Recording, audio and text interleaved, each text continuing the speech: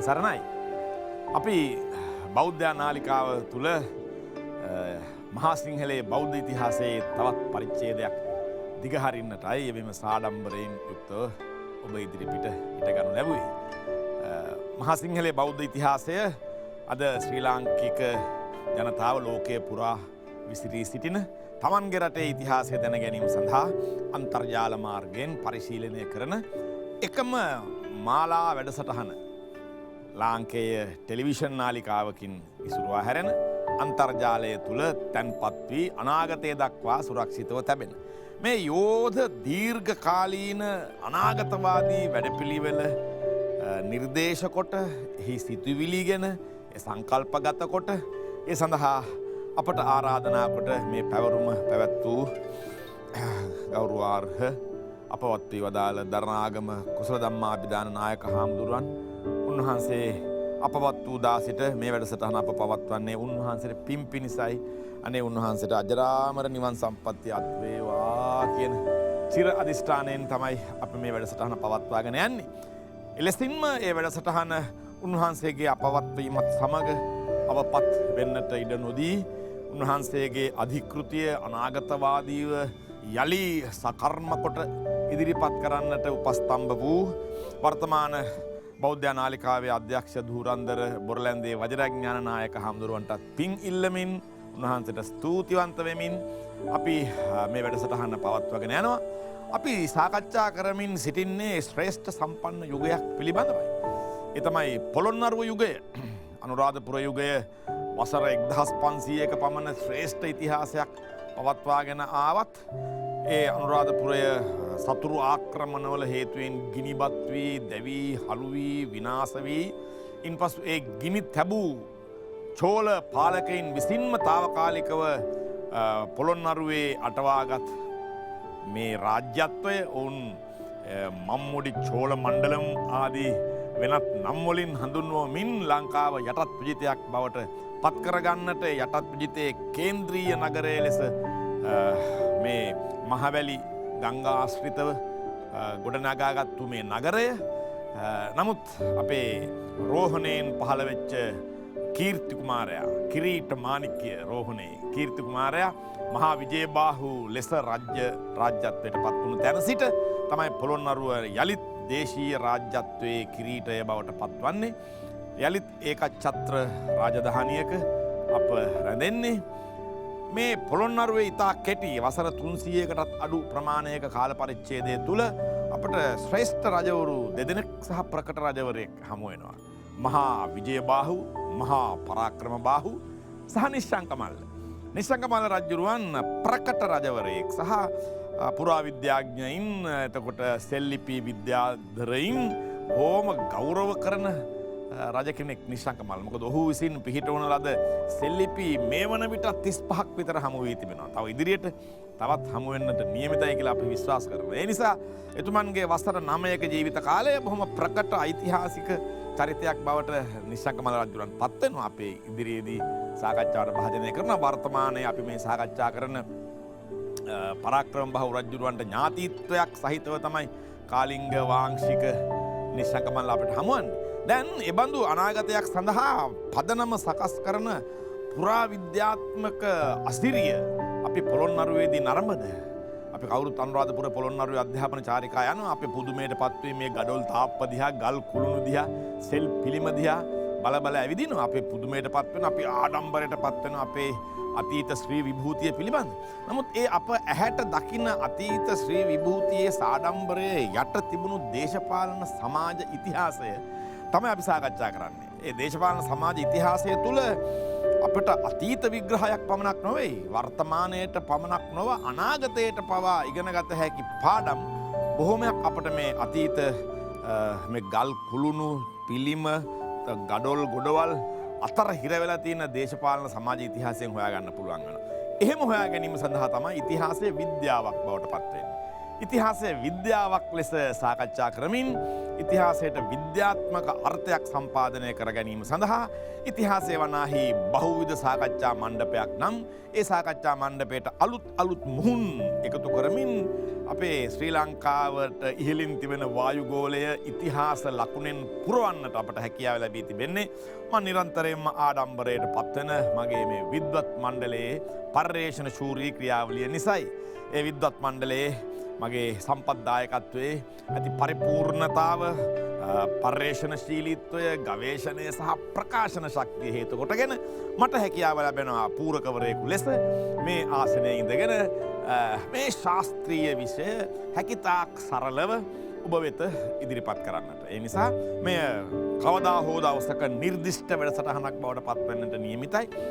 කවදා හෝ දවසක මෙතැන් සිට වසරාන්තර ගණනාවක් ගොසින් අප ජීවතුන් අතර නැති යුගයක පවා අනාගත දරුවෙකුට අන්තර්ජාලය හරහා ගොසින් මේ වැඩසටහන තෝරාගෙන ඉතිහාසය වෙනුවෙන් අප ඇතුළත් කොට තිබූ තබන මෙම කරුණු කාරණා යළි නැරඹීමේ ගවේෂණය කිරීමේ හැකියාව තියෙනවා. පොතපතෙන් ඉතිහාසය හදාරනවා වගේම ශාස්ත්‍රීය වුමනාවකින් අන්තර්ජාලය හරහා තමන්ගේ මාතෘ භූමියේ ඉතිහාසය අනාගත දරුවන්ට ලබා ගැනීම සඳහා තමයි අපේ නායක හාමුදුරුවන් දරණාගම කුරුදම නායක හාමුදුරුවන් මේ වැඩ පිළිවෙල සකස් කරනු ලැබුවේ. එහි සාර්ථකත්වය දකින අප නිරන්තරයෙන් සන්තෝෂයට පත් වෙනවා. ඒ නිසා මගේ මේ සම්පත්දායකත්වය හඳුන්වා දීමෙන් අද අපේ පරාක්‍රම බහු රජුරුවන් අනුරාධපුරය ප්‍රතිසංස්කරණය කිරීමේ කටයුත්තට නියැලෙන හැටි සාකච්ඡා කරන්නට අපි සූදානම්. ඒ නිසාම දරණාගම කුසලධම්ම පින්වත් නායක හාමුදුරුවන්ගේ යුගය තුලම උන්වහන්සේ සමග සමීපව ඇසුරු කරමින් උන්වහන්සේ හොඳින් හඳුනන ශාස්ත්‍ර වන්ත භික්ෂුන් වහන්සේව නායක හාමුදුරුවන් උන්වහන්සේම අපේ වැඩසටහන කැඳවා ගනු ලැබුවා.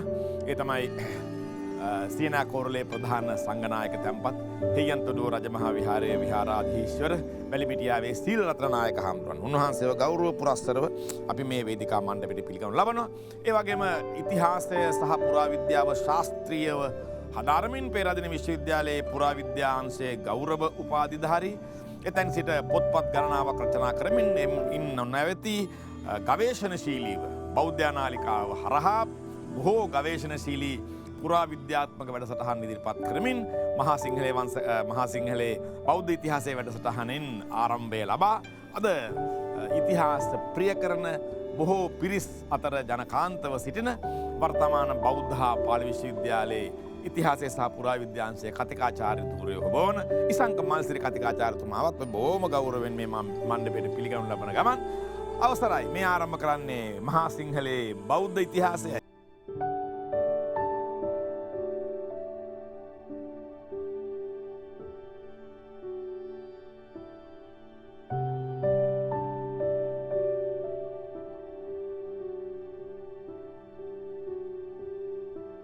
නායක හාමුදුරනේ දැන් බලන්න අපේ පරාක්‍රම බහු රජුරවන්ට පොළොන්නරුව සංවර්ධනය කරනවා කියන කාරණාවට අමතරව තවත් යෝධ වැඩ කටයුත්තක් වැටෙනවානේ අනුරාධපුරය ප්‍රතිසංස්කරණය කරනවා කියන්නේ නේ. ඒකට අනුරාධපුරය මොන තරම් කීර්තිමත් නගරයක්ද මතක තියාගන්න ඕනේ. මහා විජයබාහු රජුරෝ වසර ගණනාවක් අභිෂේක නොවී ඉඳලා අභිෂේක මංගල්‍යය පවත්වන්නට ගිය අනුරාධපුරයට. අනුරාධපුරයේ වෙනම මාලිගාවක් ඉදි කළා කියලා කියන්නේ විජයබාහු රජුන අනුරාධපුර සෑහෙන කාලයක් රැඳී සිටින්නත් ඇති. ඒකට ඒ සිරිමා බෝධිය වැඩ සිටින දළදා වහන්සේ වැඩ හිටපු මේ රාජ්‍යත්වයේ පිහිට වූ රට පිහිටි රටේ අනුරාධපුරය. අනුරාධපුරය ඒ තරම් ශ්‍රේෂ්ඨයි. ඒ නිසා විජයබාහු රජුරෝ තමන්ගේ අභිෂේකය අනුරාධපුරයේ පැවැත්වීමෙන් අනුරාධපුරයට ගෞරව කළා. මහා පරාක්‍රම බහු රජුරු මහා යුද්ධයකින් පස්සේ පොළොන්නරුව රාජ්‍යත්වයේ කොටගෙන පොළොන්නරුව සංවර්ධනය කරන අතරතුර අර වල්බිහි වෙලා ගිය වල්බිහි වෙමින් පැවතිච්ච අතහැර දමනු ලැබූ අනුරාධපුරය ප්‍රතිසංස්කරණය කිරීම සඳහා එතුමන් මැදිහත් වුණා. ඒ එතුමන් විසින් කරන ලද අනුරාධපුර ප්‍රතිසංස්කරණ පුරාවිද්‍යාත්මකවත් අපට අද නරඹන්නට ලැබෙනවා. ඒ කියන්නේ දුටුගැමුණු රජුරු සකස් කරපු අනුරාධපුරය වලගම්බා රජුරුව ඉඳලා සිටන් මේ දිගටම සකස් කරන ලද අනුරාධපුරයේ මහා පරාක්‍රම බහු රජුරුව ප්‍රතිසංස්කරණය කරපු අවස්ථාවලුත් අපිට පුරාවිද්‍යාත්මකව හඳුනා ගන්න පුළුවන්කම ලැබෙන නිසා මහා වංශයේ ප්‍රකාර අනුරාධපුරයේ ප්‍රතිසංස්කරණය කිරීම කියන පරිච්ඡේදයෙන් අපේ අද වැඩසටහන ආරම්භ කර දෙන්නේ බොහෝම ගෞරවයෙන් අපේ නායක හඳුනගෙන ඉල්ලා සිටිනවා. මේ වැඩසටහන් ලෝකයට දායාදකාර දුන්නු බෞද්ධ මාධ්‍ය ජාලයේ ආරම්භක නිර්මාතෘ ඉතින් උන්වහන්සේ අපට මෙතන වාඩි වෙන්න අවස්ථාවල විතරක් නෙමෙයි හැම මොහොතකම සිහිපත් වෙනවා උන්වහන්සේ පැවිදි වෙන්න පෙර ඉඳන් අපේ උන්වහන්සේ සමග සම්බන්ධකම් පැවැත්වුවේ අපි දහම් පාසලේ උන්වහන්සේ ඉගෙනුවා පැවිදි වෙන්න පෙර. එහෙම මේ ආත්ම වශයෙන් අපේ එකට එකතු වෙලා කටයුතු කරපු අවස්ථා ගොඩක් පැවිදි වෙන්න පෙර ඉඳන්. අග්‍රාජ්‍ය සමාජය වගේ කාලේ ඉඳන්. කොහොල්ද ප්‍රතිස්තලා ගිහි කාලේ ඉඳන්ම ඔය. ඊට පස්සෙත් අපි එකට භාවනා කළා, එකට පින්දහම් කළා, විශ්වවිද්‍යාලවල ගියා. ඔහොමදී එහෙම ඒ සම්බන්ධකම් තිබුණු උන්වහන්සේ අපට හැමදාම ජීවිත මතක් වෙනවා. ඒ සම්බන්ධය අපි හිතනවා මේ සසර පුරා සම්බන්ධයක් කියලා. මේ ආත්මීය වශයෙන් විතරක් නෙමෙයි සාංශාරික වශයෙන් පවා තියෙන සම්බන්ධයක්. අපි හැමදාම මේ වැඩසටහන ආරම්භ කරනකොට පින් දෙනා වගේම අපේ පන්සලේ උදේ හවස ඒ ධාතු මන්දිරේ පින්කමේදී අනිවාර්යයෙන්ම සිහිපත් කරන නමක් තමයි දරණාගම කුසල ධම්ම නායක හාරවන්ගේ නම. හැමදාම දවසකට දෙවතාවක් අපි අපේ පන්සලේ පින් දෙනවා. අදත් ඉතින් අපි උන්වහන්සේ මේ වැඩසටහන පින් දෙනවා. වර්තමාන අධ්‍යක්ෂ දුරන්දර අපේ බොරලන්දේ වජිරඥාන හාමුදුරුවෝ තරුණ හාමුදුරුවෝ කෙනෙක් හැටියට ඒ මහා බාරදුරු වක්කියෙන් බාර අරගෙන රටවාසියේ ලෝවාසිය හැමදෙනා සිද්ධිනාගෙන ඒ බාරදුර කටයුතු සිදු කරනවා. අපේ උන්වහන්සේ ප්‍රමුඛ කොට ඇති ඒ බෞද්ධ මාධ්‍ය ජාලයේ සමූහටමත් ප්‍රිය කරන අහන ශ්‍රවණය කරන ලක්වැසි ලෝවැසි ගිහි පැවිදි ගොඩක් දෙනා ඉන්නවා. දැන් සමහර අවස්ථා අපි ගිහපුවාම සමහර කියනවා හාමුදුරු නේද මේ මෙහෙම ඉන්නේ කියලා. හාමුදුරුවෝත් ගිහි අයත් එහෙම කතා කරනවා. ඉතින් එහෙම ශ්‍රවණය කරන මේවා අගය කරන බොහොම අය. අපි හින්දා ඒ හැමදෙනාම ගෞරවයෙන් සිහිපත් කරමින් අද අපිට කතා කරන්න තිබෙන්නේ අනුරාධපුර ප්‍රතිසංස්කරණය 72 වෙනි පරිච්ඡේදය. දැන් පහුගිය ටිකේම අපි සාකච්ඡා කළා 71 වෙනි පරිච්ඡේදය අවසන් කළා. ඉතින් මේ පරිච්ඡේදයකට විශාල ගාථා ප්‍රමාණයක් තියෙනවා. ඒකෝ ඊට සරල කරලා සංක්ෂිප්ත කරලා තමයි මෙම මහාවංශයේ ගුණපාල විරසේකර මැතිතුන් ලියලා තියෙන්නේ. අපි එකේ වචනයක් පාසාම කියවන්න ගියොත් ඒක තවත් කාලයක ගත වෙන හින්දා දැනට මේ වෙනකම් අපිට කියවන්න පුළුවන් වෙලා තියෙන්නේ පරිච්ඡේද 71යි අවසන් කරන්න හම්බුනේ. ඉතින් අකුරක් නැහැ සාපේ කියවන්න ගියොත් එහෙම තවත් සෑහෙන කාලයක් මේක කියවන්න වෙයි. ඉතින් අපි තීරණය කළා ඒ අවශ්‍යම වටිනාම කරුණු කාරණා ටික විතරක් ඉදිරිපත් කරන්න. ඒ නිසා අපි තමයි මේ විදිහට ඉදිරිපත් කරන්නේ ප්‍රතිසංස්කරණය. දැන් පොළොන්නරුව ප්‍රතිසංස්කරණය කළා. ඊට පස්සේ ආපහු දැන් මෙතුමාගේ අවධානය යොමු නොවුණු තැන් නැහැ. ශාසනය ප්‍රතිසංස්කරණය කළා. පොළොන්නරුවේම මාලිගා පවුරු ප්‍රාකාර ප්‍රතිසංස්කරණය කළා. ඇලවේලි වැව් පොකුණු. දැන් මෙතුමා සම්බන්ධ ඉදිරියට සඳහන් වෙනවා අලුතෙන් කුඩා වැව් හැදුවයි කියලා මහා පරාක්‍රම බාහු රජතුමා 1471ක් මහා වැව් නෙමේ කුඩා වැව් හැදුවලු අලුතෙන්ම 1471ක්.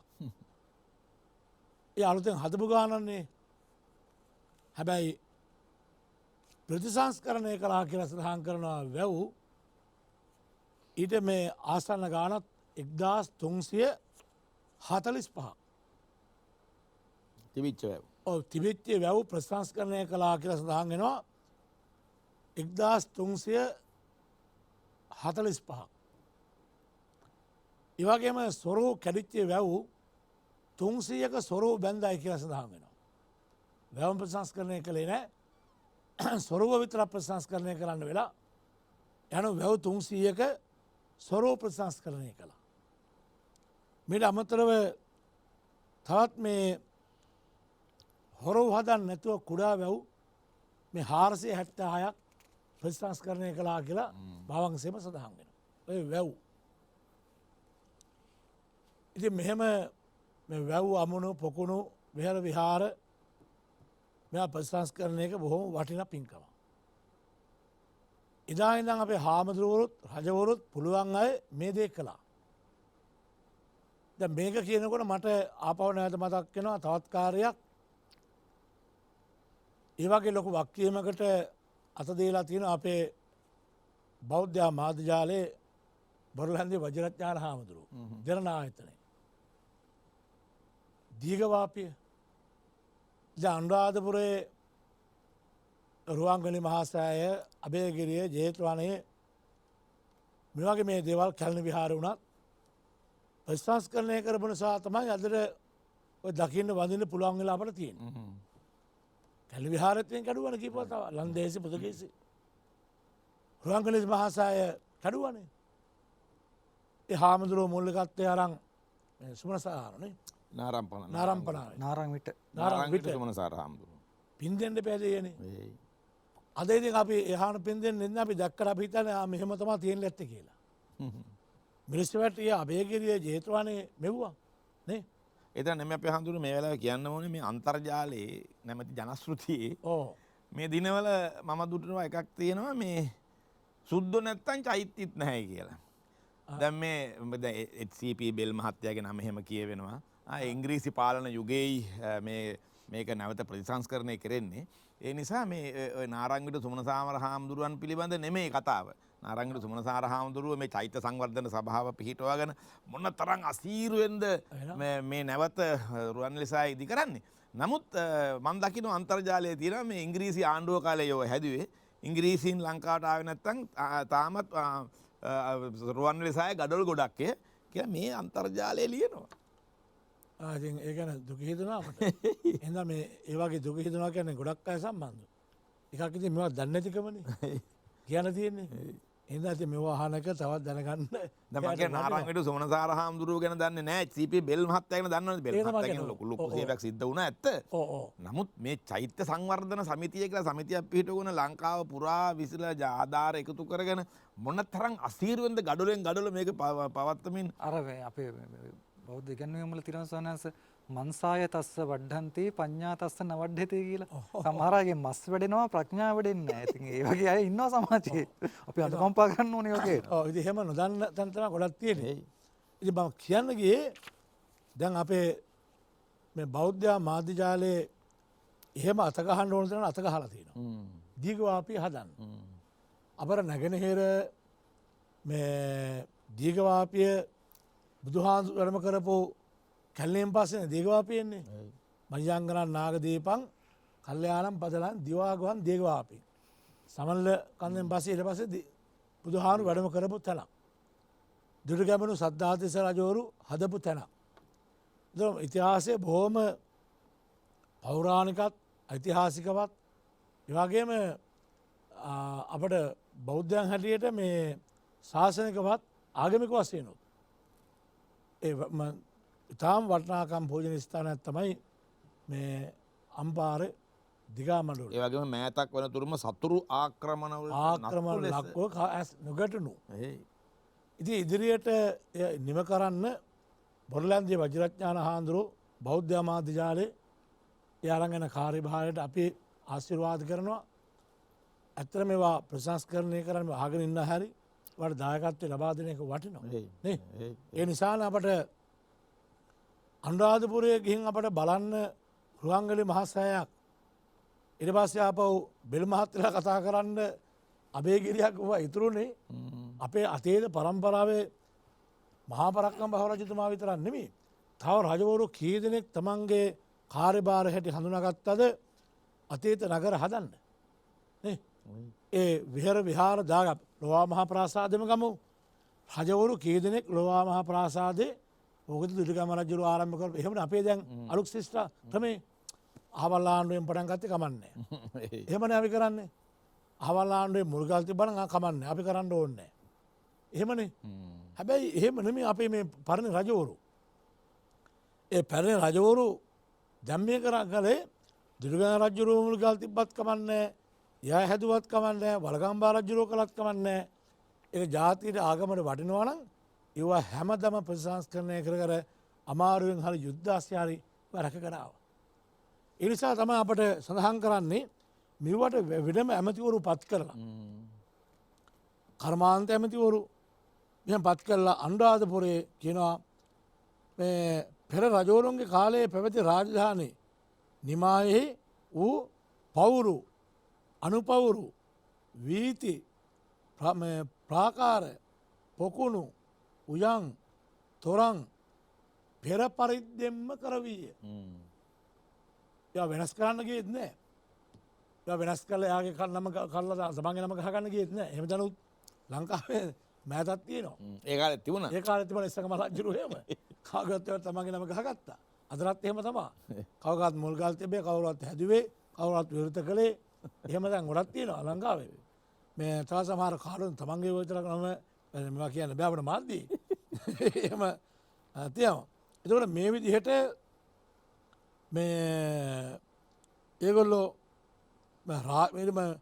ඉට පස්ස අප මීට අමතරව මේ තුන් විහාරයම දාගැප් ඕම එතකොට තුන් විහාරය කියන්නකොට රුවන්ගලි මහාචෛත්‍යය ජේතවනේ අබේගිරේ ජේතවනේ අපට හිතනාවෙන් චෛත්‍යත හත්තුන විතරක් හැදවා කියලා නෑ ඒවට අදාළ ආරාම සංකීරණ හාමුදුරුවරු එ චෛත්‍ය විතර කදා බරතුන පන්සලන්න නෑන එම හැඳරනම් ඊට අදාළ ඒ භික්ෂුණු වහන්සේලාට සම්බන්ධ ඒ ආරාමත් හදන්න ආරාම සංකීර්ණය වට වැසිකලි කැසි කලි ජල පහසුකම් නාන පොකුණු හොම දෙකටම ප්‍රසංස්කරණය කරන ආපු නිසා තමයි ඉවා ඉතුරුණේ එනිසා තම අදරත් මේ පංසලක් බවට පත්වෙච්චි තැන්තමා ඉතුරුණේ එහම නොවන් රජමාලිකත් නෑන අන්ඩාධපරකෝ රජමාලික ඒ ප්‍රසංස් කලා පස්ස බොහෝ තැනකොල ගිහිලා ගියානේ විජයභාරජතුමාග මෙච්චර රජෝරුමේ සියගානක් පාලනය කරපු මාලිගාවලින් අපට අනුරාධපුරේ දකින්න පුළුවන් අදට ඔය විජයභාරජතුමා ගිහිල්ලා දිකරපු ඒ අභිනවින් ඉදික රාජ මාලික තාවකාලික රජමාලිකා විතර අනුරාධපුරෙන් අපට දකින්න හම්බෙනනේ ඊට පස්සේ පහු එතනත් හාමුදුරුවෝ දැන් ඒක තාවකාලික වුණත් අද වෙනකම්ම තියෙනවා. තියෙනවා. තියෙනවා. මං එහෙම ඒවා මේ පස්සෙව රැකුණේ සීගිරිය වේවා යාපහුව වේවා පන්සල බාට පත් වුණාට පස්සේ. ඉතින් ඊළඟට ආව ප්‍රතිසංස්කරණය කරපුවා තව ඉතින් මට දැන් දුක හිතෙනවා. දැන් අපේ කාල සීමාවල් අපි දන්න කාල සීමාව තුලත් මේ අපි දැන් වල සතුට වෙනවා ප්‍රතිසංස්කරණයේ නැවත සකස් කිරීම සම්බන්ධව. ඉතින් සමහර ඒවා ගත්තාම දුක හිතෙන්නේ අපි කියපුවා දැන් පොළොන්නරුවම කියලා. සීගිරියම කියලා. සීගිරිය අපට ගිහපුවම යන බිත්තිවල බදාම තියෙන තැන් අපට පේනවා. ඒ වගේ චිත්‍ර අපට පේනවා. ඊට පස්සේ පොළොන්නරුවට ගිහපුවාම ඒ වගේ චිත්‍ර පේනවා අපට. ඒ වගේ බදාම තට්ටු අපට පේනවා. ඉතිරි වෙච්ච තැන් ඉතිරි වෙච්ච තැන් තියෙනවා. අඩි දෙකමාර පළල අර පළල් බිත්ති අපට පේනවා. දැන් උඩ මහතිබුණ කියලා බවට පේන්න මේ පියගඩ පෙළවල් පේනවා. ඊට පස්සේ ආපහු වහලයක් නැතුව ගලවලෙන් හදපු අර ගෙඩිගේ විහාර වහලවල් පේනවා. ඒවා සේරම තෙමෙනවා දෙයනේ. අපට දුක හිතෙනවා අනේ දැන් අපේ ඇස් වලට මේ දැක්කට තව අවුරුදු 50කින් ඇවිල්ලා බැලුවොත් එහෙම මේ තෙමිතිමි යන මේ බදාම ටික ඒ වගේ තියෙන ශක්ති සම්පන්නකමට තමා කියලා හිතෙනවා. මේ අවුරුදු ගානක් මෙච්චර කාලේ මේවා පැවතුනේ.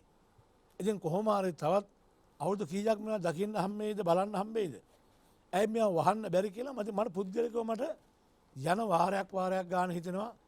මේවා මේ ඇයි වහලා අවුවෙන් වැස්සෙන් ආරක්ෂා කරලා තා ඉදිරි පරම්පරාවට හැකලා දෙන්න බැරි. ඉතින් ඒ වගේ සංකල්ප කියනවා. එතකොට මේ කෞතුකත්වයේ නැති වෙනවා. පුරාවිද්‍යා මේ පෞරාණිකත්වයේ නැති වෙනවා. හරිය මේ කතන්දර කොට නමුත් මට හිතෙන්නේ වැඩිය මේවා ආරක්ෂා අවුවෙන් වැස්සෙන් වහලා එහෙම කරන්න පුළුවන් නම් වටිනවා කියලා. දැන් රුවන්වැලි මහා සෑය ළඟට ගිහපුවාම සමහර දැන් මෙතුමාත් මම මතකයි ඊට කලින් මතක් කළ අවස්ථාවකදී මේ සලපත්වල මළුවේ ගිහපුවාම වටිනාම සෙල්ලිපි තියෙනවා ඒවා දැන් අපේ සලපතනාලු අපට පෑගෙන සෙල්ලිපි වශයෙන්. ඒ පිළිබඳව අපි එතුමාගේ මහලා දැනගමු. ඒ තියෙන සෙල්ලිපිය වනාහි මේ අපේ මහාවංශයේ ඔබ වහන්සේ මේ පැහැදිලි කරන පරිච්ඡේදයටම අදාළ පරාක්‍රම බාහුව විසින් අනුරාධපුරයේ ප්‍රතිසංස්කරණය කිරීම හා සම්බන්ධව පරාක්‍රම බාහුව රජුරෝ විසින් පිහිටවපු සෙල්ලිපිය අද සලපතල මළුවේ තියෙනවා කියන කාරණා. මට දුක ඒවා පෑගිලා යන එක. ඉතින් පාගෙනක මිනිස්සුන්ගේ නෙමෙයි වැරද්ද. ඒවා ආරක්ෂා මේ වටිනවා කියලා දැනගෙන ඒවා ආරක්ෂා කරන්න ඕනේ කියන එක කියන්න ඕනේ. හොඳයි. දැන් ඔබට පැහැදිලි වෙන කාරණාව තමයි අනුරාධපුරය සතුරන් විසින් විනාශ කොට අපි දන්නවා මේ එසේ මෙසේ විනාශයක් නොවේ රාජරාජ චෝලලා අනුරාධපුරය කළේ කියන එක ඔප්පු වෙනවා. ඒ රාජේන්ද්‍ර චෝල විසින් පිහිටවපු තඹපත්‍රය තියෙනවනේ දකුණු ඉන්දියාවේ. ඒ තඹපත්‍රයේ තිරුවංගඩු සෙල්ලිපිය. තඹපත. තිරුවාලංගඩු. මේ තිරුවාලංගඩු තඹපත්‍රයේ ඔහු රඳ ලියනවනේ පෙර යුගයක රාවණාට එරෙහිව රාමා විසින් මේ පාලමෙන් හනුමන්තාගේ ආධාරය ඇතුව ගිහිල්ලා මේ රට ලංකාද්වීපයේ කෙලෙස් වෙනසුවේද ඊට වඩා වැඩි ප්‍රමාණයකින් අප ඒක වෙනසුවා කියලා. ඒ රාජරාජ චෝලලා එහෙම ලියනවනේ. ඒ නිසා මොනතරම් වෙනසිල්ලක් සිද්ධ වෙන්නට ඇද්ද? ඔය අනුරාධපුර යුගයේ අවසානයේ මුළු අනුරාධපුරෙම ගිනිබත් කොට විනාශ කොට අපේ තිබිච්ච ලිපි ලේඛන, අපේ තිබිච්ච පුස්තකාල, පුස්කොළ පොත් ඒ සියල්ල වනසා ධනය කොල්ලකා අනුරාධපුරයේ ජන ශූන්‍ය කොට ඉන් පසුනේ මේ පොළොන්නරුවේ ආරම්භ කළේ. ඉතින් පොළොන්නරුවත් ඔවුන් අත්අඩංගුවට ගත්තට පස්සේ මහා විජයබාහු රජු පොළොන්නරුව බේරගෙන එතෙන් සිට ක්‍රමක්‍රමයෙන් අනුරාධපුරයේ යලි ප්‍රතිසංස්කරණය කරන පින්වන්ත කටයුත්තනේ ඒ සිදුවමින් පවතින්නේ. අන්න ඒකත් පුරා විද්‍යාත්මක කාරණාවක් නේ හැමදෙන්නේ. එතකොට අපේ මහා විජයබාහු රජු, එතකොට මහා පරාක්‍රම බාහු රජු ඒ කාලීන වශයෙන් පුරා විද්‍යාත්මක සේවයක් තමයි සිද්ධ කරලා තියෙන්නේ. එන්නේ ඒ සේවය පිළිබඳ පුරා විද්‍යාත්මක තොරතුරු ටිකක් අපි දැනගමු ඉසංග මල්සිරි කතිකාචාර්යතුමාගෙන් මේ ප්‍රධාන පාලක මැදිරියට ගොස් අවුදින්.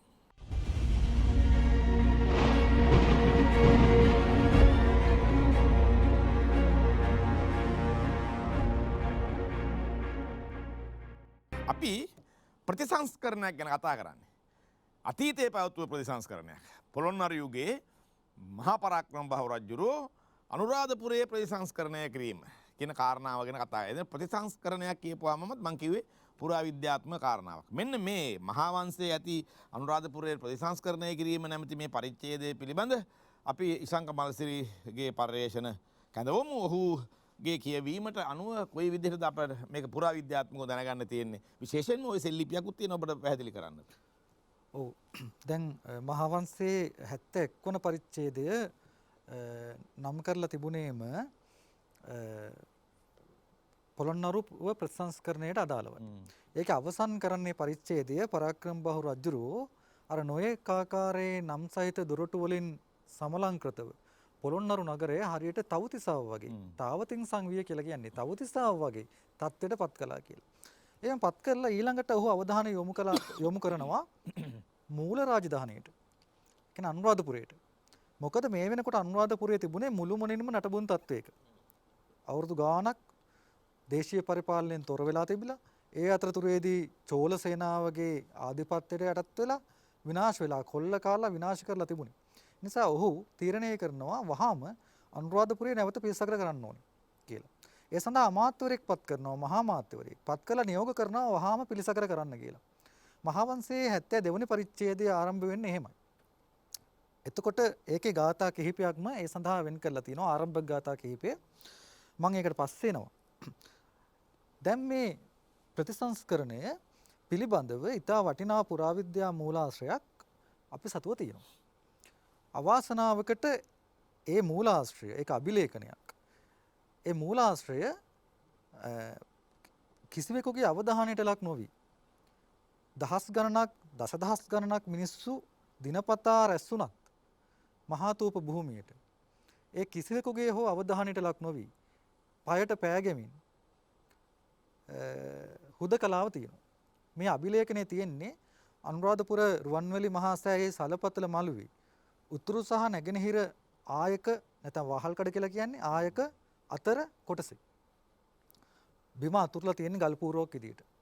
මේකේ මුලින් පේලි විශාල ප්‍රමාණයක් තිබුණා. මුල් වාර්තා කිරීම වලට අනුව නමුත් වර්තමානයේ මේක දකින්න හම්බ වෙන්නේ පේලි 13ක් විතරයි.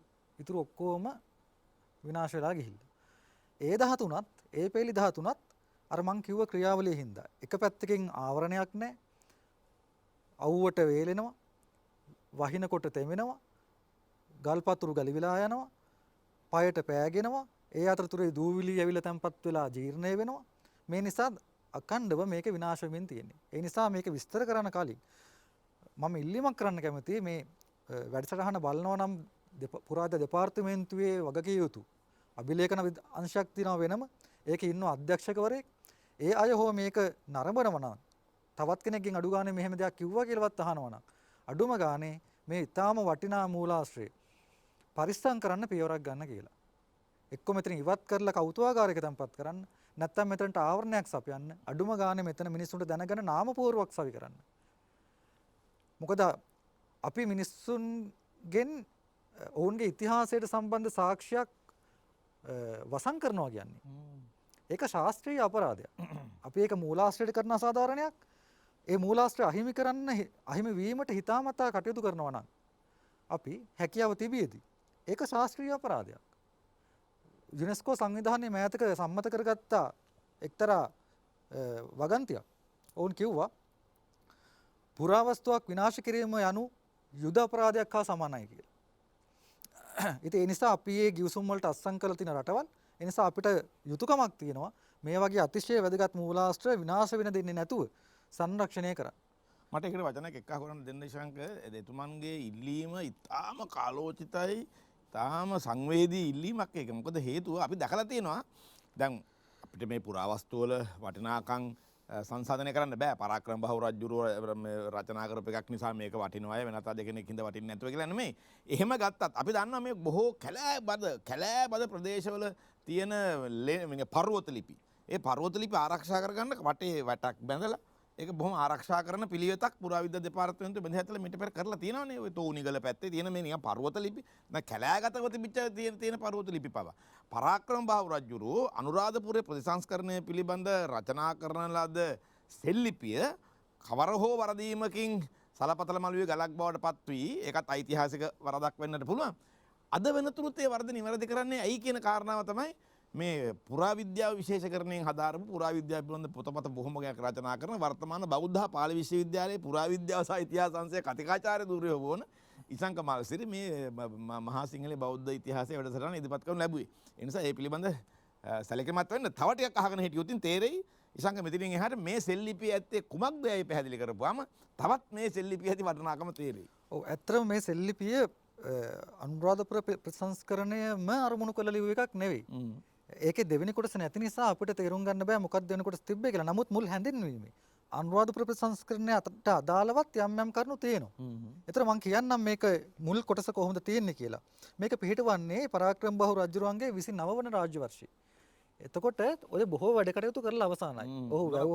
පැසුණු රජුරු. ඔව්. එතකොට එයා සමාලෝචනයක් කරන්නේ ආරම්භයේදීම. Taman මොනවද කළේ කියලා. ඒ ලයිස්තුවට අනුරාධපුර ප්‍රතිසංස්කරණයක් තියෙනවා. ඔව් මෙහෙම කියනවා. සිරිසංගබෝ පරාක්‍රම බාහු චක්‍රවර්තීන් වහන්සේ. ඒ කිව්වේ සිරිසංගබෝධි පරාක්‍රම බාහු සක්විති. චක්‍රවර්ති කිව්වේ සක්විතිනේ. රජුරු 29 වන්නේහි. අභිෂේක වෙලා 29 වෙනි අවුරුද්දේ. ඊළඟ කොටසක් නැහැ. සිසාරා බලාවදාරා හැම පැත්තම දිහා බලලා තුන් රජේ රුහුණු පිහිටි මායා කියලා රජයන් තුනක් තිබ්බා.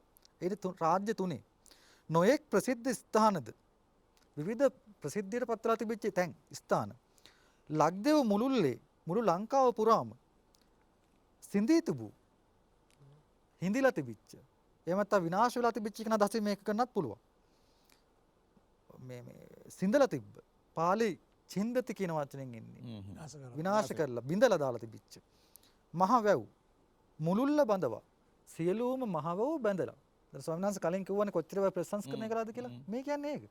සියලුම මහවැව බැඳෙව්වා. විනාශ වෙලා තිබිච්ච. සොරවුත් කරවා. ඒ වැව් වල වතුර බහින්න අවශ්‍ය ප්‍රමාණයට ජලය පිට කරන්න ඕනේ කරන සොරව්. සොරව් තියෙනවා විවිධාකාර සොරව්, ගොඩ සොරව් තියෙනවා, මඩ සොරව් තියෙනවා. දැන් තේරෙනවානේ මහා වංශය සහ පුරාවිද්‍යාව අතර තියෙන සම්බන්ධය. ඔව්. ඔබ වහන්සේ සංඛ්‍යාත්මකව කියපු දේ 300ක් මේකේ තියෙන්නේ. මේ ඔව්. කළා කියලා. ඊළඟට බිසෝ කොටු තියෙනවා. මේ වගේ විවිධාකාර රජමහල් සොරව් කියලා තියෙනවා. විවිධාකාර සොරව් තියෙනවා. ඒ සොරව් කරවා. ඒවත් කෙරෙව්වා. ඒ කියන්නේ මේවා තිබුණේ හරියට මේ සොරව් විනාශ වෙලා වතුර පිට කරගන්න බෑ, කුඹුරු වලට වතුර දෙන්න බෑ.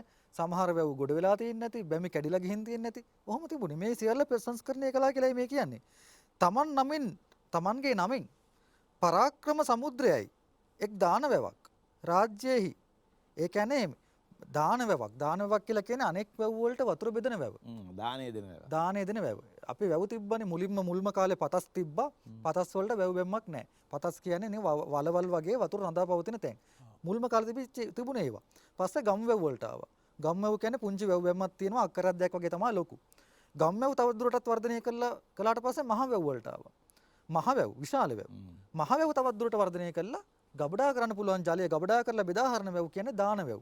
දාන වැව් වලට ආවා. දැන් මෙයා කියන්නේ පරාක්‍රම සමුද්‍රය තමන්ගේ නමින් කළ නිසා තමයි පරාක්‍රම සමුද්‍රය වෙන්නේ. ඒක දාන වැවක්. ඊළඟට කියනවා රාජ්‍යයෙහි තමන්ගේ රාජ්‍යයේ පඬායාදී වූ පඬා වැව. පඬායාදී වූ අලුත් වැම නොයෙක් තැන මහවැව් හාරවා. අලුතෙන්ම වැව් කෙරෙව්වා. ඔය පඬාවැව කියලා කියන්නේ ඔය දක්ෂිණ දේශයේ ඔව් මේ පඬුවස් නුවර ආශ්‍රිතව තියෙන වැවද? ඔව් පඬාවැව. එතකොට එහෙම ඒවා අලුතෙන්ම කෙරෙව්වනේ. සමහර ඒවා පිළිසකර කළා, සමහර ඒවා අලුතෙන්ම කෙරෙව්වා. නොයෙක් තැන විවිධ තැන්වල මහවැව් හාරවා. වැව් හැරෙව්වා. අලුතෙන් වැව් හැරෙව්වා. ඊට පස්සේ තවත් කොටසක් නැහැ. ඊට පස්සේ කියනවා ගම් හෝ වල හැලි බන්දවා.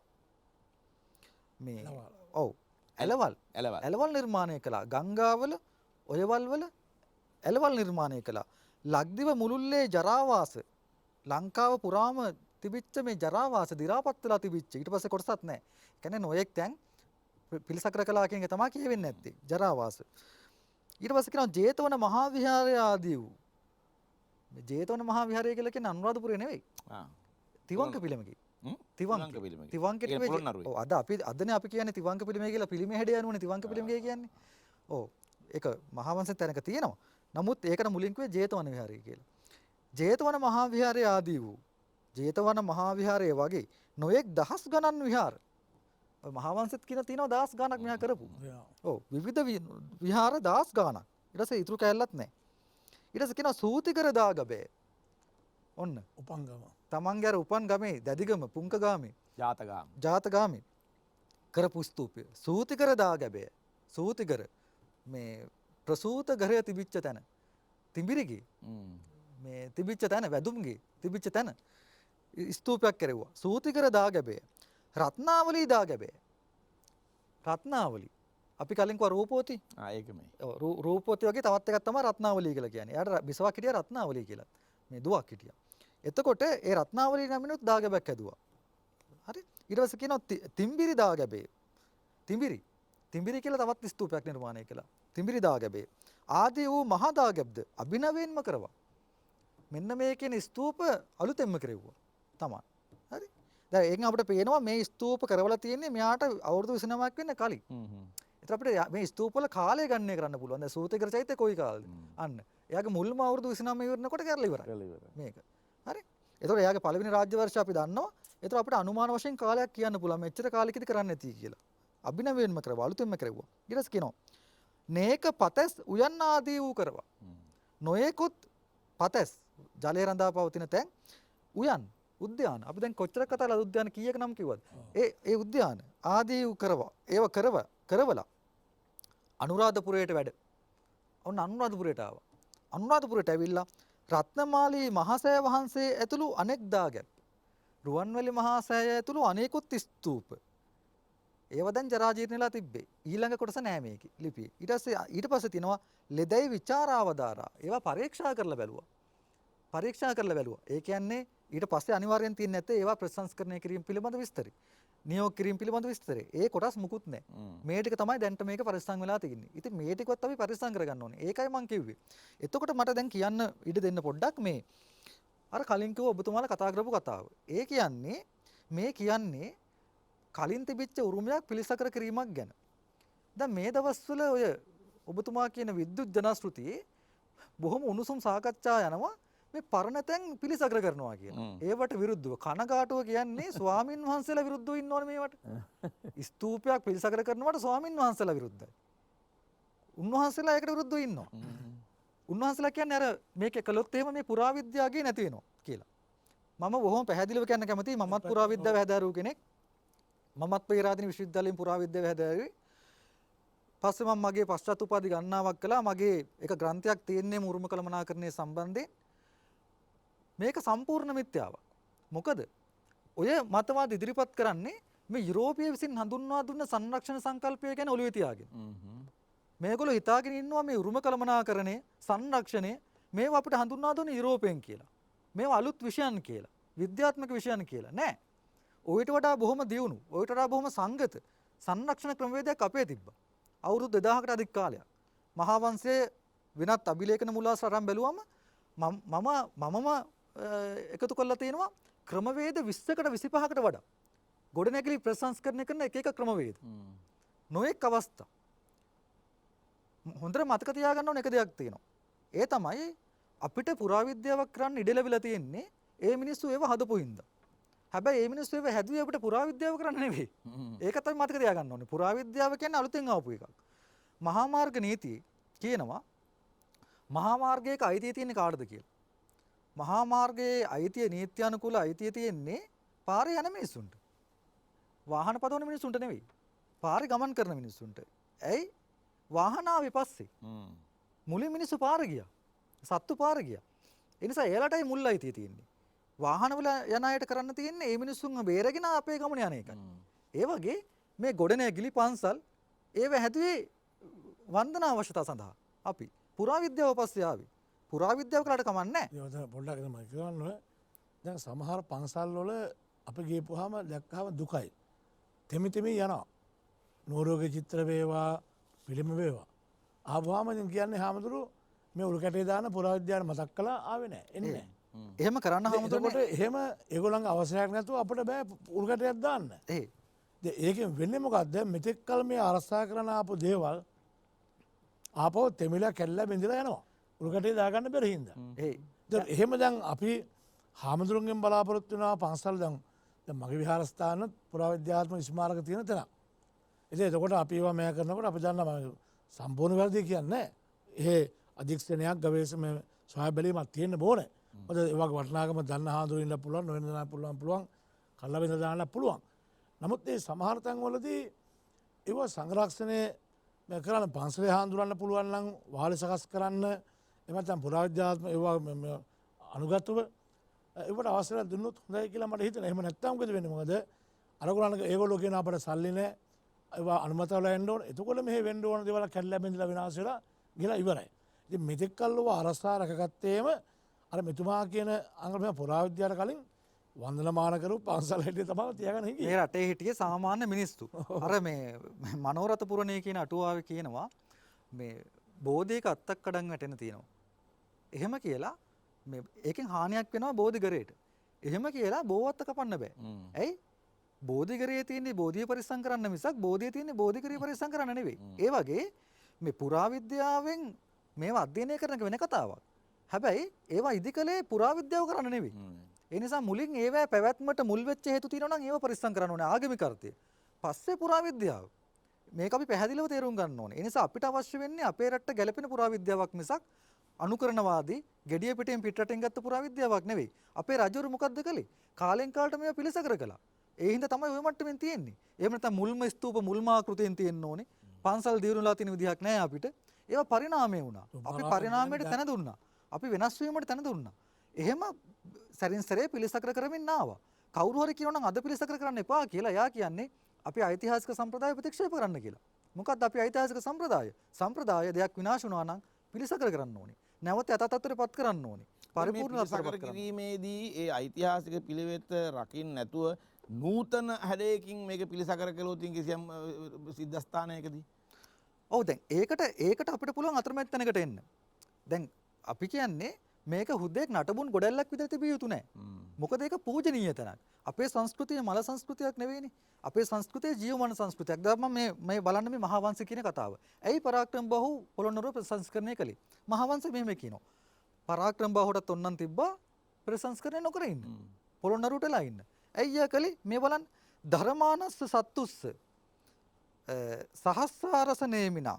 ඒ කියන්නේ මේ ශාස්ත්‍රුන් වහන්සේ බුදුන් වහන්සේ ජීවමාන කාලයේදීම චක්කේ නංකිත පාදේහි අර චක්‍ර ලක්ෂණයෙන් අලංකාර වෙච්ච පාදයෙන් පවිත්‍රී කත භූමිතෝ පවිත්‍ර කරන ලද්දා වූ භූමිය. ඒ කියන්නේ බුදුහාමුදුරුවෝ වැඩම කරලා පවිත්‍ර භාවයට පත් කළ භූමිය මේ පූජනීය භාවය ගැනයි මේ කියන්නේ. එහෙම පූජනීය භාවය බුදුහාමුදුරුවෝ බුද්ධානු කාලය තුලම වැඩම කොට උන්වහන්සේගේ ශ්‍රී පාදය තැන්පත් කළ භූමිය. ඔව් ඒ කියන්නේ පාරිශුද්ධත්වයට පත් කළ භූමිය ශුද්ධ භූමිය කියන එකයි මේ කියන්නේ. ඒ විතරක් නෙවෙයි දක්ඛිනාය මහා බෝධි සාකහයච මහේසිනෝ භාග්‍යතුන් වහන්සේගේ දක්ෂිණ මහා බෝධි ශාඛාව තියෙන තැන 13 පිච්ච දෝනේන ද්‍රෝණයක් පමණ ධාතුන් වහන්සේලා පතිට්ඨිත පදේශතෝ ප්‍රතිෂ්ඨාපන වෙලා තියෙන ප්‍රදේශය රුවන්වැලිසෑය තියෙන ප්‍රදේශය මේ මොකක් නිසාද මේ කියන්නේ පිළිසකර කරන්න මූලික අරමුණ උනේ මේ පාරිශුද්ධ භාවය නැවත ආරක්ෂා කරන්න. ඒකයි අපේ සම්ප්‍රදාය. ඒ මිසක් මේ බටහිරින් හඳුන්වා දුන්නු ප්‍රඥාප්ති ටිකක් ඉස්සරහට ගෙනල්ලා ඕවා තියෙන විදිහටම තියන්න ඕවට අත තියන්න එපා ඕවා ඔහොමම පවත්වාගෙන යන්න කියන එක අපේ සම්ප්‍රදාය නෙවෙයි. ඔහොමම පවත්වන්නේ නැහැනේ. ඔහොමම විනාශයටපත් වෙනවානේ. ඒවලට අත තියන්න එපා ප්‍රතිසංස්කරණය කරන්න එපා. ඔහොමම තියෙන්න අරින්න කියලා කියන එකේ අනිත් තේරුම තමයි ඔහොමම විනාශ වෙන්න ඉඩ හරින්න කියන එක. ඒ කියන්නේ මෙහෙමයි. අවුවට වේලෙනවා. ඒක විනාශ වෙනවා. ඒ කට්ටිය විශ්වාස කරන්නේ භෞතික සංරක්ෂණයක්. හැබැයි අපේ උරුමය පවත්වාගෙන යන්න නම් භෞතික සංරක්ෂණය විතරක් මදි. ඒකේ තියෙන අස්පර්ශීය උරුමයක්. අපේ ස්තූපයක් මිනිස්සුන්ට ඒක පූර්ණ තත්වයට පත් කරන්න ඕනේ, හුණු ගන්න ඕනේ, කොත් පලන් දාන්න ඕනේ. එතකොට තමයි ඒ ආකල්පය එන්නේ. ඒක උන් පවත්වන අර ෆොබිඩන් සිටි කියන සංකල්පයනේ. ඒ කියන්නේ ඒ රහස්‍ය නගර. ඔව්. ඒවල මිනිස් වාසයක් නැහැ, පදිංචියක් නැහැ. ඒවා රහස්‍ය නගර. එතකොට ඒ අවැසි සුළං වලට මේ කාදනය වෙමින් ඒ අනේක ස්වභාවික දේනේ පුරාවස්තු ලෙස පවත්වන්නේ. නමුත් අපේ රට එහෙම නෙමෙයි. මේවා තාම දැන් රුවන්වැලිසෑය තාමත් මේ අටම ස්ථානාධිපති රුවන්වැලි ස්ථානාධිපති මේවා ආරක්ෂා කරමින් වන්දනාමාන කරන සිද්ධාස්ථාන පුරා අපේ මේක ක්‍රියාත්මක වුණේ විද්‍යාත්මක ක්‍රමයක් විදිහට නෙවෙයිනේ. පින්කම් විදිහට. හුණු කෑම මේවා පිළිසකර කිරීම පින් වැඩෙන පින්. විහාර ඉදි කිරීම පිළිසකර කිරීම සලකන්නේ මහා ආනිසංස ලබා දෙන ඒවා. දීර්ඝාස ලැබෙන පින්කමක් හැටියට තමයි ප්‍රතිසංස්කරණය. අපි දැන් කියනවා ආවස අඩු අයට අවශ්‍ය වැඩි වෙන්න ප්‍රතිසංස්කරණය. ඒ වසබ රජුන්ට එහෙම කිව්වනේ. වසබ රජු බක්කුල හාමුදුරන් කතා. විහාර වංසල් ලැබුම්ගල් ප්‍රතිසංස්කරණය කිරීම දීර්ඝාසනම්පත් ලැබෙන පින්කමක් කියලා අපිට සැලකුවේ. වසබගේ ජ්‍යොතිෂ වේදියුන් කිව්වා ඔහුට ආයුෂ අඩුයි කියලා. ගියා මහා විහාරයට. ඇහුවා මොකද්ද කරන්න ඕනේ? භික්ෂුන් වහන්සේලා මොකද්ද කිව්වේ? වහාම දි รา පත් වෙච්ච පන්සල් තියෙනවා. පිළිසකර කරන්න කිව්වා. ඒකනේ බුදුහාමුදුරුවෝ විනය පිටකයේ සේනාසන කන්දකේ භික්ෂුන් වහන්සේලාට වෙනම උපදෙස් දෙනවා වස් කාලයේදී විහාර පිළිසකර කරන්න ඕනේ. ඒකට වෙනම තනතුරුපත් කළා බුදුන් වහන්සේ. ඉතින් මේ කියන්නේ බුදුහාමුදුරුවෝ කිව්වේවත් කරන්න එපා කියලා. මට තියෙන කනගාටුව මේවා කිව්වට කමන්නේ විදේශික මිනිස්සු. මේවා කිව්වට කමන්නේ මේ අපේ සංස්කෘතිය දන්නේ නැති මිනිස්සු. ස්වාමින් වහන්සේලා කොහොමද මේකට විරුද්ධ වෙන්නේ? ඒ කියන්නේ මේ අපේ අධ්‍යාපන ක්‍රමෙන් බිහි කරලා තියෙන්නේ අවසානයේදී හුදෙක් අනුකරණවාදී අපේ මුල් සිඳගත්ත අපේ සම්ප්‍රදාය ප්‍රතික්ෂේප කරන්න පුරුදු කරපු ස්වාමින් වහන්සේලා පිරිසක් සහ තවත් ගිහි පිරිසක්. දැන් තූපාරාමයේ වුණත් තිබිච්ච හැටි තියන්න ගියා නම් දානයගාර ක්‍රමයට අද එනම් චෛත්‍යයක් නැහැ නේ අපිට. අද මුළු චෛත්‍යයේ දානයගාර ක්‍රමයට නැතුව චෛත්‍ය තියෙනවා. හැබැයි වටේ අර කණු ටික හරි මුළු ස්වරූපෙනුත් තියෙනවා. ඒක බලපාන දේශෝන් වහන්සේ මේ යුරෝපීය ප්‍රඥප්ති හැදුනේ අර එයාලගේ තිබිච්ච ආගමික චින්තනය. ඒගොල්ලෝ විශ්වාස කළා සදාකාලික බවක්. එකම දෙයක් හැමදාම එකම තත්ත්වෙන් තියන්න පුළුවන්. නමුත් අපේ ක්‍රමයේ උනේ අපි විශ්වාස කළේ නැහැ එහෙම එකක්. අපේ තියෙන චක්‍රීය. කියන්නේ සබ්බේ සංඛාර අනිච්චානේ හැම මේ සියලු සංස්කාරය වෙනස් වෙනවා නැසෙන සුළුයි. අපි කලේ මොකද්ද? මේවා වෙනස් ක්‍රමෙන් පවත්වාගෙන ආවා. ඒ නිසා අපේ ගොඩනැගිලි පරිණාමය වුණා, ස්තූපයේ පරිණාමය වුණා, බුදු පිළිම පරිණාමය වුණා. දැන් මෙතන අවසාන වශයෙන් මම ඔබතුමාගෙන් ප්‍රශ්නයක් අහනවා. දැන් අපි ඒ වගේ දැන් අනුරාධපුරයේ අතීතයේ තිබිච්ච රුවන්වැලිසෑය ඡත්‍ර සහිත රුවන්වැලිසෑයක් කියලානේ අපිට කාලයක් ඡත්‍ර තිබ්බා පස්සේ නැති වුණා. පස්සේ ඡත්‍ර නැති වුණා. ඒතොර ඡත්‍ර තිබිච්ච රුවන්වැලිසෑය ඡත්‍ර නැතිවීමත් කාලීනව සිද්ධ වෙච්ච ප්‍රතිසංස්කරණයක හේතුවක්නේ. දැන් ලංකාවේ එක්තරා යුගයක මේ අපි දන්න මෑත යුගයේ ලංකාවේ විධායක ජනාධිපතිවරයෙක් දළදා මන්දිරයට රන් වියනක් පිහිටවනවානේ. එතකොට ඒක කවර ආකාරයෙන්ද අපි ඒක සලකන්න තියෙන්නේ? ඒක මේ සිද්ධාස්ථානයේ එහෙම නැත්නම් මේ දළදා මාලිගාවේ ඓතිහාසික පුරාවිද්‍යාත්මක ඒ උරුමයට කරන ලද හානියක්ද සේවයක්ද? නෑනේ. දැන් දළදා මාලිගාව ওই තත්ත්වරානේ කොහොමද? ඕනෑම වන්සලා කොයි තත්ත්වයට ඇවිල්ලා තියෙන්නේ විවිධ වකවානු වල විවිධ රජවරු කරපු විවිධ අලුත් ඉදිකිරීම් අදනේ අපිට ඒවා පරණ. අදයි පරණ අපිට. හරි අදට සාපේක්ෂව පරණ. හැබැයි ඒව ඇති උනේ කොහොමද? කාලෙන් කාලට එකක අංග එකතු කළා. දැන් ජේතවන චෛත්‍ය මුලින් හැදුවේ. ආයක තිබුණේ නැහැනේ මුලින්. පස්සේ එක්කෙනෙක් ආයක එකතු කළා. රුවන්වැලි සෑයට මුලින් ඇත්පවුරක් තිබුණේ නැහැනේ. ඇත්පවුර ආවේ පස්සේ කාලෙක. කාලෙන් කාලට මේව වෙනස් කළා. ඔව් දෙවෙනි විමල ධර්ම සූරිය රජුරු ඊට පස්සේ කීර්තිසී රාජසිංහ රජුරු අවසානයේ ශ්‍රී වික්‍රම රාජසිංහ රජුරුවත් පත්තිරිප්පුව බලාකුළු බැම්ම ආදී මේකට එක්කහුව කළා. ඒ දවස්වල නුවර වැව හදනකොට මිනිස්සු කොච්චර විරුද්ධ වුණාද ශ්‍රී වික්‍රමට?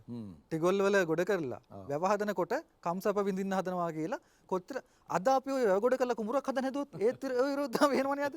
ඉතින් ඒක ඒවා මේ සාපේක්ෂ දේවල්. මාලිගාවේ මේ වෙනස් කළේ නැහැ. තිබිච්ච කර උඩින් තමයි අරක හැදුවේ. වෙනස් කළත් එහෙම වෙනස්කමක් සිද්ධ වුණානේ. දැන් ඒකට සමහර ඉංජිනේරුවරු ඉදිරිපත් කළා තරක දැන් මේ මහා කණු හතර පැත්තෙන් ආවහල හිල් කරගෙන ඇතුළට වදිනවා. ඒතකොට ඒ බවල කම්පනය හේතු කොටගෙන මේ ඓතිහාසික වහලේ ශක්තිය වෙනස් වෙන්න ඉඩ පුළුවන්. ඒ කාලෙම නොයෙක් තර්ක දැන් අපේ ඒ වගේ අදහස් එන්නේ අර බටහිර ධර්මයට සාපේක්ෂව. ඒ 50 වලට සාපේක්ෂවනේ. දැන් අද අපිට බෑ මේ ස්තූපයක් ළඟට ගිහිල්ලා අලුතෙන් ඉදිකිරීමක් කරන්න බෑ. දෙන්නේ නැහැ. බහුතක වෙනම වෙනස් වෙනවා කියලා. නමුත් අපේ ඓතිහාසික සම්ප්‍රදාය එහෙම දෙයක් තිබුණේ නැහැ නේ. රජුරු වෙනස්කම් කළා නේ වේ. වෙනස්කම් කළා. වහල ගහලා තියෙන හොඳයි අපිට දකින්න හැටියට. ඔව්. ගල් විහාරට වහල ගහලා තියෙන හොඳයි නේ කියන්නේ. එහෙයි. අර ටිකක් තියෙන ටික හරි ආසාව වෙනවානේ. ඒක තමයි. නමුත් අහුකන පිළිමයට වහලක් ගහලා එහි තියෙන පෞරුෂය වෙනස් වෙලා නැහැ. දැන් අහුකන පිළිමයට මොකද උනේ? වහලයක් ගහන්න ගියා මිනිස්සු විරුද්ධ වුණා. මාලිගාවල පිළිම එකක් හදන්න ගියා මිනිස්සු විරුද්ධ වුණා. අපිට ඕන කරන්නේ ලස්සනට ෆොටෝග්‍රාෆියක් ගන්න පුළුවන් විදිහට මේක තියාගන්න. හැබැයි පරණ ඉස්සර කාලේ පිළිමකවල තිබ්බනේ. ඔය හැමතැනම පිළිමකයක් තියෙනවනේ. නටබුන් තියෙනවනේ. නේ? ඇයි ඒ රජවරු එහෙම කළේ? ඒකේ පැවැත්ම සඳහා. ඒක ඒත් සමකාලීනව විරුද්ධ වෙන්නට ඇති. ඒ වැදුම් බිදුම් කරන්නේ නැතුව වුණාම ඊට පස්සේ එතන ඇත්තටම පූජනීය බව නැති වුණාම මනුස්සයන්ගේ රැකෙන එක නැතු වෙනවා. අනුරාධපුරයේ තවමත් රැකෙන්නේ රුවන්වැලි සෑය ඔය හැමතැනම වැදුම් බිදුම් කරන පන්සල් ටික තියෙන හින්දානේ. දැන් පොළොන්නරුවේ ගත්තාම සොරස් මස්තානාධිපති හාමුදුරු ඉන්නවා. අපේ වෙන්ඩෝ නායක හාමුදුරු අනුනායක හාමුදුරු. හැබැයි ඒ පන්සලට යන්න කොච්චර දුෂ්කරද? අර ගෝල වහන වෙලාවට කලින් යන්න ඕනේ. එක දොරටුවයි තියෙන්නේ. දායකත්ව එක්ක සම්බන්ධකම් පවත්වන්න බෑ. අනිත් තියෙන රංකොත් විහෙර තූපාරාමේ ලංකාතිලක එව්වට පන්සල් නෑද? අද ඒකෙන් වෙලා තියෙන මහජනයා ඒවා අයින් වෙලා බින්දුනට කමන්නේ වැස්සට කමන්නේ අවුවට දෙවන කමන්නේ විනාශ වෙලා යනකම් ඔය අත්තල්ලා පූජා සිද්ධාස්ථානද පුරාවිද්‍යා ස්ථානද? ඒකම වැරදි. දැන් අපේ ඕවට පාවිච්චි කරන්නේ සයිට්ස් කියලා. වචනේ සයිට් සයිට් කියන්නේ වැඩබිම්. මේවා අපේ වැඩබිම්ද? මේවා අපේ ඒව තියෙන පොළ යුරෝපේ. මේවා අපේ පූජනීය ස්ථාන. සයිට් එකක් කිව්වම කෝපේ ආගමික හැඟීම. ඒක එතනින් අයින් කළා කප්පාදු කළා දෙන්නේ. එතකොට ඒ මානසික මට්ටම ඇති කළ තියෙනවා. මම නිතරම කියන්නේ අපිට අවශ්‍ය කරන්නේ යුරෝපීය පුරාවිද්‍යාවක් නෙවෙයි. ඒක යුරෝපයට හොඳයි. අපිට ඕන කරනවා ශ්‍රී ලාංකේය පුරාවිද්‍යාවක්. ඒ ශ්‍රී ලාංකේය පුරාවිද්‍යාව කියලා කියන්නේ දේශීය සංස්කෘතිය තේරුම් ගත්ත, දේශීය සංස්කෘතියට ගරු කරන, දේශීය චින්තනයට ගරු කරන, ඒ අපේ පූජනීය ස්ථානවල අධ්‍යාත්මික ආහාරපද්ධතිය විනාශ නොකරන සහ අපේ ඓතිහාසික ක්‍රියාවලිය පිළිගන්න ඒ ක්‍රියාවලිය ඉස්සරහට ගෙන යන පුරාවිද්‍යාවක්. මූලික සිද්ධාන්ත පිළිගත්තට ප්‍රශ්නයක් නැහැ. පුරාවිද්‍යාවේ නීතිය අවසාන වාක්‍යය. දැන් අපි එකම එක උදාහරණයක් එමු. රුවන්වැලි සෑය ජරපත් වෙලා නිකන් ගඩොල් ගොඩක් බවට පත්ව තිබියදී ඒකට ඒක ප්‍රතිසංස්කරණය කරන්න මැදිහත් උනේ පුරාවිද්‍යාඥයෝ විතරක් නෙමෙයි. ඒකට මැදිහත් උනේ මේ රටේ සංඝ සමාජය සහ උපාසක උපාසිකාවෝ. නාරංගිට සුමනසාර හාමුදුරුවෝ මැදිහත් වෙච්ච චෛත්‍ය සංවර්ධන සමිතිය විසින් ඒක නැවත සිද්ධාස්ථානයක් පූජාස්ථානයක් බවට පත් කරගත්තා. ඒත් එක්කම පුරාවිද්‍යාත්මක ආරක්ෂිතයක් බවට පත් කරගත්තා. එනිසා ඒක පුරාවස්තුවක් වෙනවා වගේම පූජාවස්තුවක් බවට පත් වුණා. මෙන්න මේ දෙක සමබරව ගෙනියන්නට ඊශංක මල්සිරිගේ යෝජනාව ඉතාම කාලෝචිතයි. මොකද හේතුව අපිට පුරාවිද්‍යාවක් වගේම සංස්කෘත විද්‍යාවකුත් තිබුණා. සංස්කෘතික විද්‍යාවක් තිබුණා. ආගමික විද්‍යාවක් තිබුණා. සමාජීය විද්‍යාවක් තිබුණා. ඒ සියල්ල එකට ඒක රාශී කරගෙන මේවා පවත්වනවා නම් හොඳයි කියන තර්කය තමයි එතුමා ඉදිරිපත් කරනු ලබන්නේ. අපේ කාලය හමාරුණ අපේ නායක හඳුන්නේ ඔබ වහන්සේට පින් සිදු වේවා.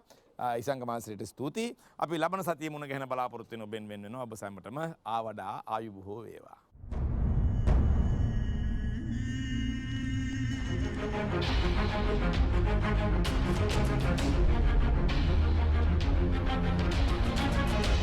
Thank you.